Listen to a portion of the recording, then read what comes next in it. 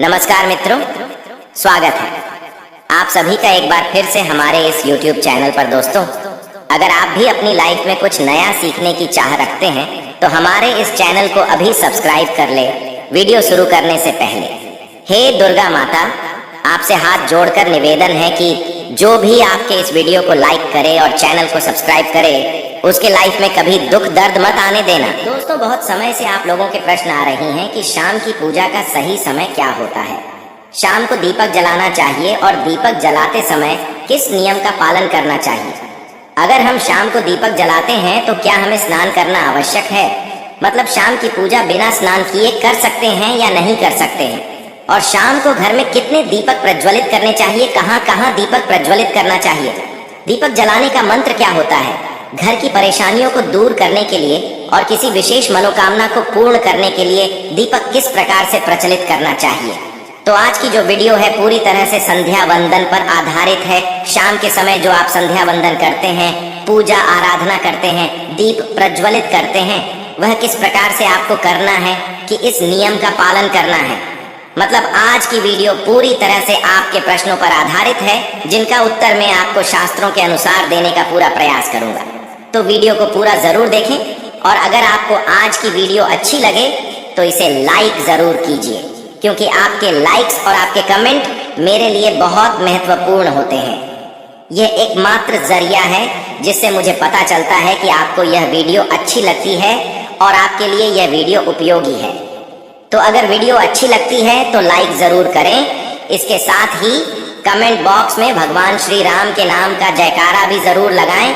इससे आपको सकारात्मक ऊर्जा की प्राप्ति होती है। और अगर आपका कोई भी सुझाव हो, कोई भी प्रश्न, कोई शेष वीडियो देखना चाहते हैं तो उसके लिए भी कमेंट बॉक्स में जरूर लिखें। सबसे पहले बात करते हैं किशन झा दीपक प्रज्वलित करने से पहले, मतलब शाम को पूजा करने से पहले क्या स्नान करना आवश्यक है। देखिए, शास्त्र के अनुसार पूजा में शुद्धता आवश्यक होती है। तो जब हम सुबह पूजा करते हैं तब तो स्नान करना अत्यंत आवश्यक होता है। सुबह बिना स्नान के पूजा नहीं करना चाहिए, लेकिन शाम की पूजा आप हाथ मुंह धोकर भी कर सकते हैं। जरूरी नहीं है आप स्नान करें। अब देखिए, आप चाहे तो वस्त्र भी बदल सकते हैं या फिर आप सिर्फ हाथ मुंह धोकर कुल्ला करके भी पूजा कर सकते हैं। अब देखिए, जैसे कि आपको शाम के समय पूजा करनी है तो दिन में भी आप शुद्धता का ध्यान रखें। जैसे कि आप जब भी टॉयलेट जाते हैं, बाथरूम जाते हैं, तब उस समय शुद्धिकरण जरूर कीजिए। कुल्ला जरूर करना चाहिए। हर बार जब आप बाथरूम जाते हैं तो अगर आप दिन भर शुद्धिकरण का ध्यान रखते हैं तो शाम के समय बिना स्नान किए भी सिर्फ हाथ पांव की पूजा कर सकते हैं और चाहें तो स्नान भी कर सकते हैं। जैसे कि गर्मियों के दिन है तो शाम के समय भी आप स्नान करके पूजा कर सकते हैं। तो बहुत सारी चीजें आप स्वयं भी अपने विवेक से निर्धारित कर सकते हैं। अगला प्रश्न है आपका कि शाम की पूजा में दीपक इस समय जलाना चाहिए। ये तो देखिए, शाम को जो पूजा का समय होता है वह गोधूली बेला का समय होता है, प्रदोष काल का समय होता है। मतलब जी समय सूर्य अस्त हो रहे होते हैं, उस समय हमारे घर में दीपक प्रज्वलित हो जाना चाहिए। अब जैसे कि आप लोगों के प्रश्न आते हैं कि कितने बजे दीपक जलाना चाहिए शाम को, तो देखिए, शाम को सूर्यास्त का समय हर मौसम में अलग अलग होता है। कभी जैसे कि सर्दी चल रही होती है तो 4:30 पर भी सूर्यास्त हो जाता है। कभी कभी 5:30 तक भी सूर्यास्त हो जाता है। जैसे गर्मियों का मौसम है तो 6:30 से लेकर 7 बजे तक ऐसे ही सूर्यास्त का समय होता है। कई बार 7:30 का टाइम हो जाता है। गर्मियों में तो प्रत्येक मौसम में सूर्यास्त का समय अलग होता है। इसलिए एक सही समय बताना कि इसी समय आप दीप प्रज्वलित करें, यह तो बहुत मुश्किल होगा और यह ठीक भी नहीं होगा। एक ही समय पर हर बार हम दीप प्रज्वलित नहीं कर पाएंगे, इसलिए संघ के आकार का ध्यान रखिए। जब संध्या काल का समय होता है, मतलब जब सूर्य अस्त हो रहा होता है, उस समय आप अपने घर में दीपक प्रज्वलित कर दीजिए। और अब बात करते हैं कि कितने दीपक आपको अपने घर में प्रचलित करने चाहिए। प्रतिदिन शास्त्रों के अनुसार संध्या काल में प्रतिदिन अपने घर के मुख्य द्वार पर एक दीपक जरूर जलाना चाहिए। इससे क्या होता है, देखिए, शास्त्रों के अनुसार शाम के समय संध्या काल में लक्ष्मी माता और उनकी बहन दरिद्रता दोनों ही भ्रमण पर निकलते हैं तो घर के मुख्य द्वार पर दीपक प्रज्वलित होता है। उस घर में माँ लक्ष्मी प्रवेश कर जाती है और जिस घर के मुख्य द्वार पर दीपक नहीं चल रहा हो उस घर में दरिद्रता प्रवेश कर जाती है। तो इसलिए माँ लक्ष्मी का प्रवेश आपके घर में हो, इसके लिए घर के मुख्य द्वार पर एक दीपक जरूर प्रज्वलित करना चाहिए। और हर घर के मुख्य द्वार पर जो दीप प्रज्वलित किया जाता है, संध्या काल में इसके बहुत सारे फायदे शास्त्र में बताए गए हैं। शास्त्रों के अनुसार संध्या का मेन घर के मुख्य द्वार पर दीप प्रज्वलित होता है। उस घर में किसी भी प्रकार की नकारात्मक ऊर्जा प्रवेश नहीं करती है। कोई भी वास्तु दोष आपके घर में हो, अगर आप मुख्य द्वार पर दीप प्रज्वलित करते हैं तो समस्त प्रकार के वास्तु दोष से मुक्ति मिल जाती है। और अगर आपके घर में पितृदोष है, जिसकी वजह से परेशानियां आपके घर में बनी हुई हैं, तो घर के मुख्य द्वार पर जो हम दीप प्रज्वलित करते हैं, इससे घर का पितृदोष भी समाप्त हो जाता है। और इसके अलावा घर में किसी भी प्रकार की अशांति रहती हो या फिर आपके घर में बीमारियां बहुत रहती हैं, कलह रहता है, आर्थिक तंगी रहती है, तो घर के मुख्य द्वार पर हम दीप प्रज्वलित करते हैं तो समस्त प्रकार की परेशानियों से, दुखों से आपको मुक्ति मिल जाती है। इसलिए घर के मुख्य द्वार पर दीप प्रज्वलित करना अत्यंत आवश्यक होता है। तो शास्त्रों के अनुसार घर के मुख्य द्वार पर एक दीपक अवश्य ही होना चाहिए। और बात कई दूसरे दीपक की, तो दूसरा दीपक आपको अपने घर की तुलसी के पास प्रज्वलित करना चाहिए। शास्त्रों के अनुसार अगर शाम के समय संध्या काल में तुलसी की जड़ के पास अंधेरा रहता है, ऐसे घर में दरिद्रता का स्थायी वास बन जाता है।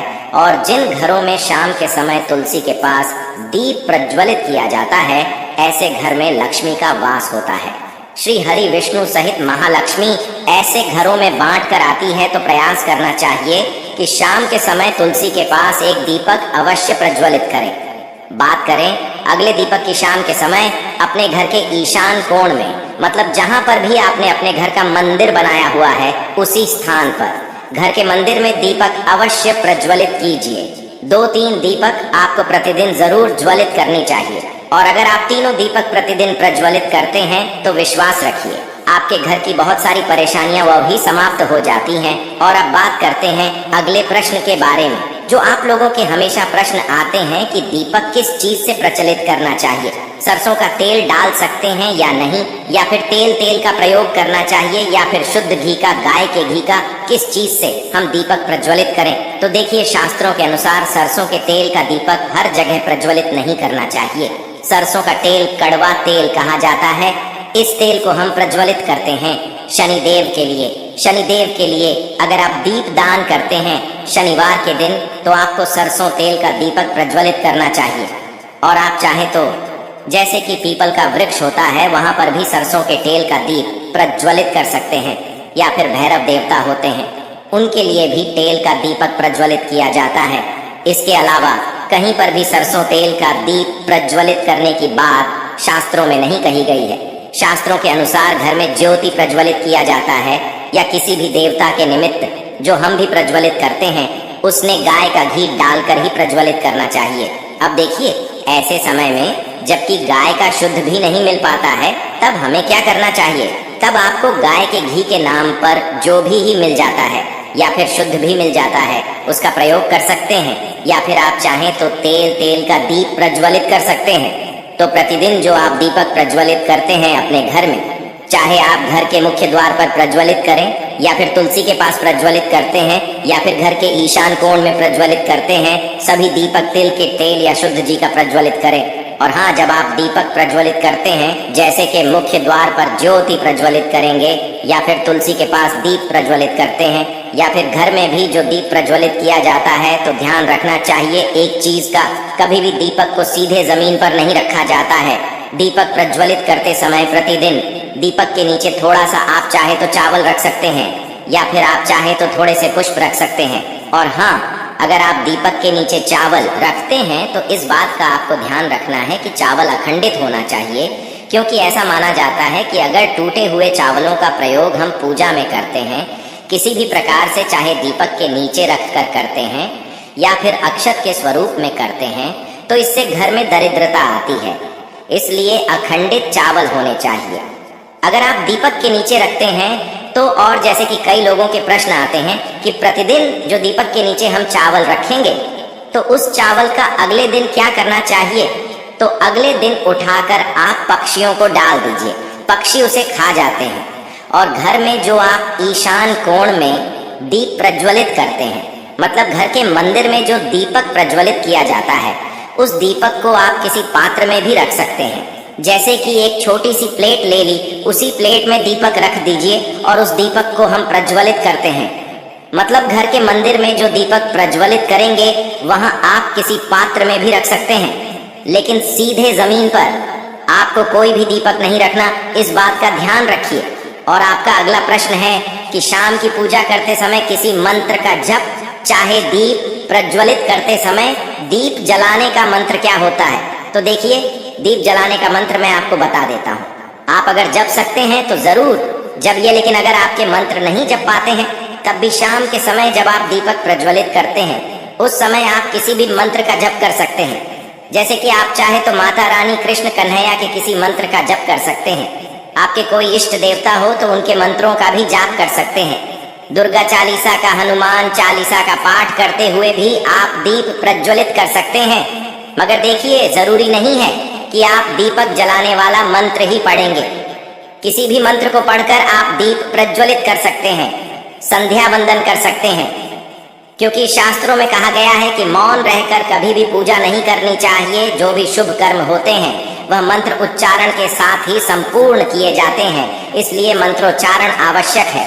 कोई भी मंत्र जपते हुए आप पूजा करते हैं, संध्या वंदन कर सकते हैं, लेकिन दीपक जलाने का जो शास्त्रों के अनुसार मंत्र है वह मैं आपको स्क्रीन पर भी दे दूंगा और पढ़कर बता देता हूँ।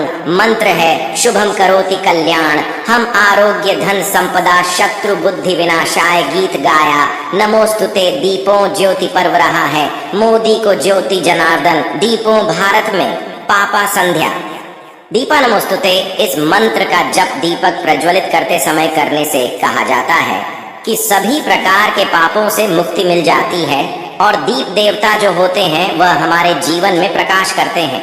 तो बहुत आसान है यह मंत्र, अगर आप लोग नियमित पढ़ेंगे तो निश्चित ही आपको याद हो जाएगा और दीपक प्रज्वलित करते समय आप बिना देखे भी पढ़ पाएंगे।